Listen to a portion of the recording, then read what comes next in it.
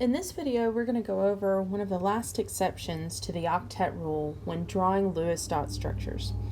And these are going to be structures that have elements in them that are hypovalent. And hypovalent means that you have less than an octet for one of the atoms. And so how do you know if you happen to have an atom that's going to have less than an octet? Well, it turns out that there are a specific subset of elements that fit this category. And I do want you to have these elements kind of memorized or put in your wheelhouse. These elements include hydrogen, boron, beryllium, to name a few. There are a few other exceptions, and when you come across those, that will be something that we will talk a little bit more about in future lectures. But the three classics that I want you to know about are these three.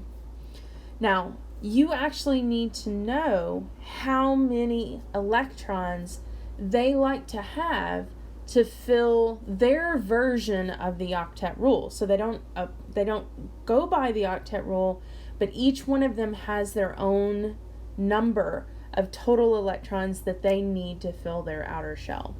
And it turns out the N value for hydrogen is 2. For beryllium, it's 4, and for boron, it's 6. And their available valence electrons is always half that number of the number that it needs to fill its outer shell. So for hydrogen, it's 1, for boron, it's 3, and beryllium, it's 2. So these numbers you actually kind of have to memorize a little bit.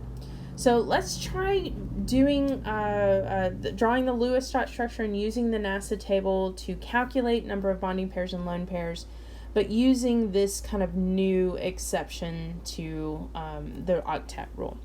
And so we're going to use BF3 as our example compound. And so we're going to have NASA table, so NASA with our equal sign. And we're going to make a column for boron and a column for fluorine. And this is the part where it's very important to watch what you're doing when it comes to the needs and the available column for any element that doesn't follow the octet rule. So we're still going to say that there's 1 boron, but instead of putting 8, as it follows the octet rule, how many electrons it needs, we need to go through and use the number 6. So we'll put 6 here instead of 8. Fluorine still follows the octet, so each of the 3 of it will have 8 electrons, and that sums up to 30 total electrons. And then we're going to go to the available column, boron. We still have 1 boron, but see, the number of valence electrons it has is going to be half of its value of total needed electrons, so it's going to be 3. Plus, it also does still correlate with its group number, which is group 3, and so that would still stay the same. And then your fluorines, each one of those are group 7, so they have 7 valence electrons. And that sums up to a total of 24 electrons. And then we'll still calculate our shared the same way we've done before by subtracting 30 minus 24, which is our needs and available. And that gives us 6 electrons. And our additional electrons are calculated by taking our available minus our shared, which ends up being 24 minus 6, which gives us 18. We'll divide both of those by 2, which gives us 3 bonding pairs and 9 lone pairs for our structure. And so now what we're going to do is we're going to start drawing our skeletal structure of BF3. So B should be our center atom, and we're going to have at least 3 fluorines attached using a bonding pair. And it turns out that our 3 bonding pairs check out. We've used all 3 of them in our structure, and now we need to go and figure out our lone pairs. Where do they go? And this is where you need to be paying close attention. In addition to while you're doing the needs and available section in the NASA table.